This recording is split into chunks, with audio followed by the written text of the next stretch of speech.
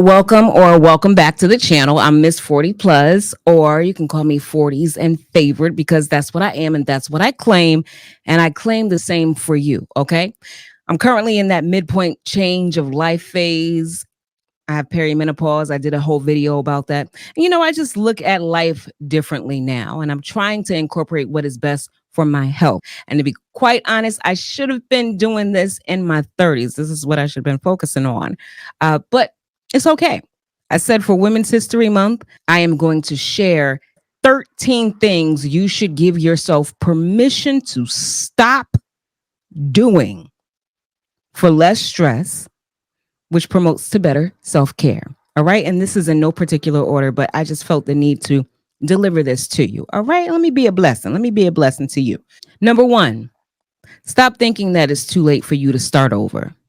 Stop convincing yourself that because you are in your 30s or you're in your 40s or even beyond that, that it's too late for you to do something that has been put on your heart to do. It is never too late. There is no age limit on success. There is no age limit on failure. And sometimes you have to fail, get back up again, and keep going until you hit success. And then even once you hit success, there's going to be something new that you have to work toward. As long as you have breath, you are able-bodied and of a sound mind, God gives you life. It's never, ever, ever too late. Stop convincing yourself or thinking it's too late for you to start something new or start over. Number two, because it's kind of connected to number one, stop staying at a job that you hate. Stop staying at a job that you hate. If the job is paying the bills, you like more about the job than you hate about the job, then you should be okay. You can start kind of casually looking for something, always be advancing, always be looking for the next step, leveling up. But if you hate that job, you dread going to work, you sit in your vehicle and cry before you walk into that job, it's time for a new job. You hate that job. You hate that job. And your body and your health hates you for still being there when you hate that job. You're stressing yourself out for no reason. Find another job. Stop doing it. All right. The third thing you need to stop doing or give yourself permission to stop doing. Stop quitting jobs before you have another one lined up. I did that a lot. That is not smart. That is less than smart. If you hate your job, you know you hate your job. Makes your skin bubble, makes you get physically ill when you have to go to work. Like I said, you're crying before you even walk through the door. You hate it. Start looking for another job. Don't you quit that job before you have another one lined up, because what's going to happen is you're going to become someone else's problem. They're going to have to claim you on their taxes because now you are a dependent and you way too grown for that. You are in your 30s, you're in your 40s. Now, if you work it out if you're married, you have a spouse, you have a partner, and you work it out with your partner where you guys agree, I don't want you to be stressed like you are. You hate your job. I'll handle the bills. You have that to do. Then, walk away from the job. Don't quit your job if you don't have another one lined up, or at least a plan between you and whomever else is going to be funding your lifestyle while you have walked away from that job. Number 4, stop going back to your exes, please. Stop going back to your exes. You left that person for a reason. They are your ex for a reason. Chances are they are still not right for you. I know that there are different stages in life and people continue to grow, and maybe you have grown and that person has grown. Chances are you didn't grow in the right direction. Y'all didn't grow at the same rate. Y'all didn't grow into the same area. That's your ex for a reason. Stop going back to your exes. You're wasting time. Okay? 5.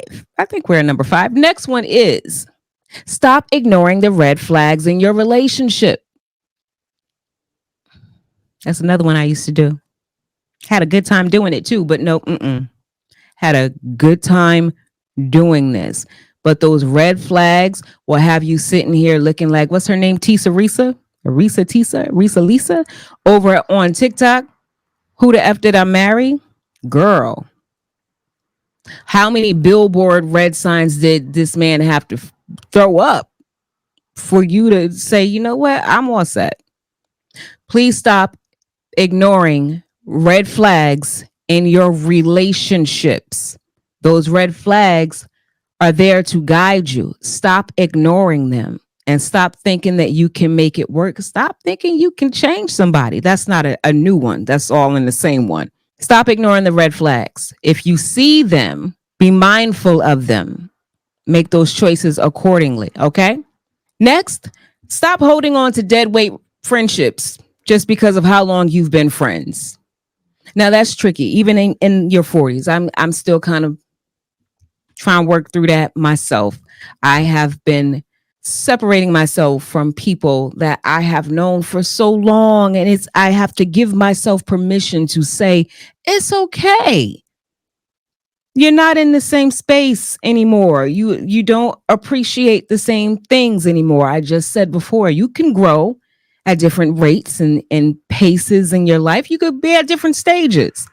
In the current stage of life that you are in, if it doesn't make sense, leave it alone and stop forcing yourself to maintain friendships because you've been friends with someone for a long time. Who cares? It's okay. All you're doing is adding more stress to your life because that's no longer serving you. It's no longer serving who you are today. All right. And if it's not serving who you are today, chances are it's not going to serve you in the future. Just like that ex. Stop going back to the exes. Stop holding on to dead weight friendships because of how long you've been friends. You don't owe anybody anything. If it's not serving you, bye. Next, please stop wasting money on labels. Stop wasting your money on labels. Girl, you don't have to impress nobody. A label does not make you. I try to tell my son this all the time. He's 15. He's at that stage where, influenced by TikTok, and not for nothing, so were we. When we were growing up, you saw something in the music video, all in the video, you wanted to wear what they were wearing. That was the thing to do. When you become an adult and you got adult bills and you grown as hell, you don't really need to be out here trying to wear a label, trying to turn a look. You can make anything look great because you are the label. You are the one that's wearing it. You gonna make it do what it do. You do not have to waste your money on making someone else rich. Okay. Now, if you got it like that, you got Beyonce, Jay-Z money. Go ahead, girl. You ain't really hurting nothing. But while you are in the process of building, stop wasting your money on labels. Here's another thing you should stop wasting your money and your time on. Stop sitting in the braiding chair for 7 to 9 hours to get your hair braided. Look, this is crochet. You could see in my channel, I find the quickest, least expensive. I don't like the word cheap. I don't like to say cheap.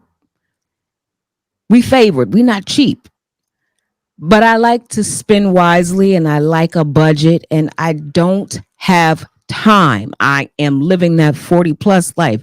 What you're not going to do is pull every little piece of no. And then I have to sit here for 7 to 9 hours that I'm not going to get back. Nah, nope. Mm-mm. And then you leave the braid shop after 7 to 9 hours of sitting there to sleep on a swivel. You got to sleep like this because your head hurts. Stop messing with my sleep. For self-care, man, stop doing that to yourself. There are other hairstyles. You can learn how to do your own hair. Take 2, 3. One thing about doing your own hair that I absolutely love, and I adopted this when I was in college because you're a little broke in school.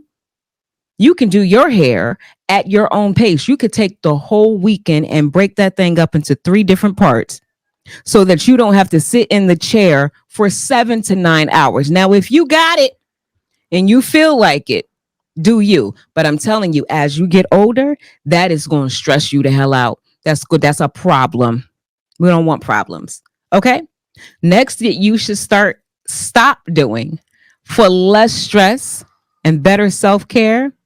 Please stop telling people your plans and your business. Stop telling people your plans and your business. I'm gonna have to explain. I don't know what it is about us ladies that feels like you have to get with your good girlfriends and tell all your business about how it goes down with your boo thing in the bedroom. Girl, when you reach a certain age, stop telling these women, these girls, your business. They don't need to know how that thing moved for $1. They don't need to know how big, how long, how short, how it worked. They don't need to know none of your sexual business. Because when you get older, you're gonna not even when you get older. Women are don't tell these chicks your business when it comes to your man or your significant other. Don't do that. Keep your business to yourself. Also, keep your plans to yourself. They'll see when it's time to be seen. When you pop out because you popped out, that's when they will know. Otherwise, you don't have to tell anybody. My stepmother, shout out to my stepmother. I keep this saying with me all the time. She told me, you do not have to tell everybody everything. That resonated with me so much because guess what? Everybody is not praying for you to win. Everyone is not on your side. Not everybody is with you. Some people that stand next to you could be the op. Don't tell people what you got going on. And I'm even when people count you out, let's say it like that. I'll give you an example. There are some individuals that I used to work with that looked at me like they were above me, not knowing that what I was doing in the job worked for me in other endeavors that I was doing. I don't care how you look at me. That does not matter. You'll see when you're supposed to see. Okay? And then they sit there and they look stupid. Like, when were you doing all this? What was happening? Don't even worry about that. Stop telling people your plans because people may be plotting and planning against you. So let them see when they're going to see. Especially another side note is not everyone understands your mission. Not everyone understands what you're trying to do, what you are trying to reach, because half the time they're not doing it. Jay-Z had a line, everybody can tell you how to do it. They never did it. Stop telling everybody your plans. Stop telling everybody your business, especially in the bedroom, because you're going to have these women looking at your man like, girl, she said this and Don't let these little rom-coms on TV and these little girlfriends shows make you think it's okay to start talking about your sexual life. Don't do that. Keep that to yourself. The next one that you should stop doing for less stress, which makes for better self-care, stop going to the club every weekend. For one, why are you going to the club every weekend? Is that really benefiting you? What do you get from that? I'm not going to say I think that's something that young people do because clearly that's something that older people do as well. But if you are that person that is at the club every weekend, that says a lot about you. That says you really have nothing else moving in your life for you to be at the club every weekend. And then think about this. When you go to the club every weekend, are you seeing the same people in that club every weekend? That should be pulling something on your heartstrings that says, I think it might be time to switch something up. They say the definition of insanity is doing the same thing over and over again and expecting different results. If you are in the club every single weekend, you must ask yourself, why? Why? I understand you like to dance. You understand you want to get your dance on. Maybe you want to get your flirt on. Maybe you should start finding new places to do it. It just makes you look desperate. I was trying not to say that word. A certain type of stigma comes with a woman that's in the club every weekend when you are in your 30s to your 40s. Plus, you attract certain type of people when you show that. Okay? Moving on.